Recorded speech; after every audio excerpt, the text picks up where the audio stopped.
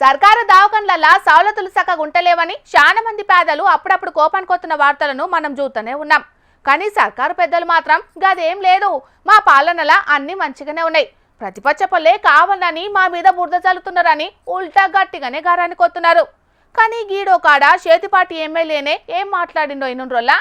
రాజనరసింహ గారు అన్న, మా గవర్నమెంట్ హాస్పిటల్లో ఆరోగ్యశ్రీలో చేస్తున్నటువంటి సర్జరీలకు ఇప్పటి వరకు వాళ్ళకి బిల్లులు పడలేదన్నా.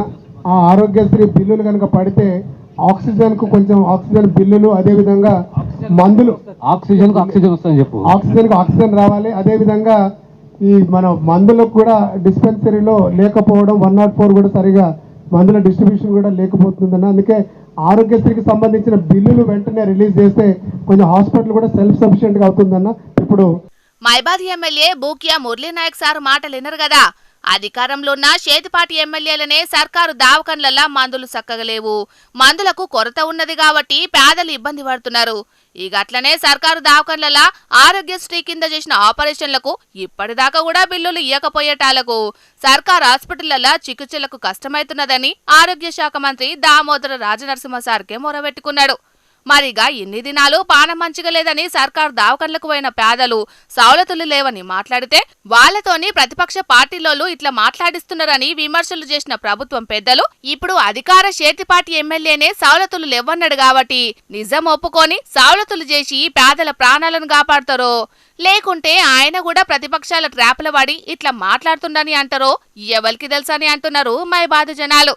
మరి ఇప్పటికైనా అన్ని సర్కారు దవాఖాన్లలా హాలతి మార్చి పేదలు పోయే దవాఖాన్లను గొప్పగా తీర్చిదిద్దుతారో, లేకుంటే ఇట్లా ఎన్నో డిమాండ్లు చేస్తారు, అన్నిటిని పట్టించుకుంటామా అని లైట్ తీసుకుంటారో తెలియదు. గాని ఈ సౌలతుల ముచ్చట్ల మంత్రి కొండ సురేఖక్క ఏమన్నదో ఇన్నురోల్లా.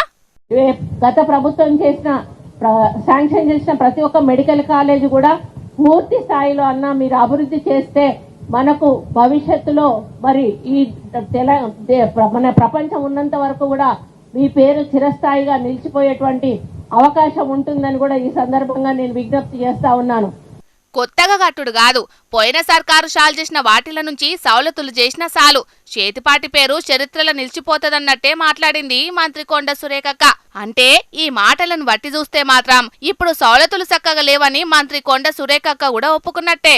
కాబట్టి తోటి మంత్రి చెప్పిన మాటలు ఇన్నాకనైనా ఆరోగ్య శాఖ మంత్రి దామోదర రాజనరసింహ సారు సౌలతులు చెయ్యనీకే ఏ పాటి పని చేస్తాడో చూడాలి అనబట్టిండ్రు సురేఖక్క మాటలిన్న జనాలు. మైబాద్ జిల్లా కేంద్రంలా సర్కార్ మెడికల్ కాలేజీల బాయ్స్ గర్ల్స్ హాస్టళ్ల బిల్డింగ్లు, డైనింగ్ హాలు, క్రిటికల్ కేర్ వార్డులు, అంబులెన్స్ల ప్రారంభోత్సవం, 350 పడకల బోధన ఆసుపత్రికి నిర్మాణానికి ఇయాల మంత్రులు, ఎమ్మెల్యేలు, అధికారులతోని కలిసి ఆరోగ్య శాఖ మంత్రి దామోదర సారు శంకుబండేసిండు.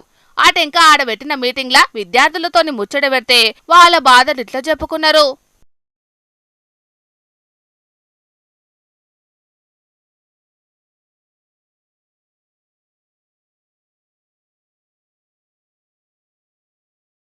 మరిగా వాళ్ళు చెప్పిన అన్ని రాసుకున్న దామోదర సారు అవన్నిటినీ ఎప్పటి వరకు తీరుస్తాడో చూడాలి మరి.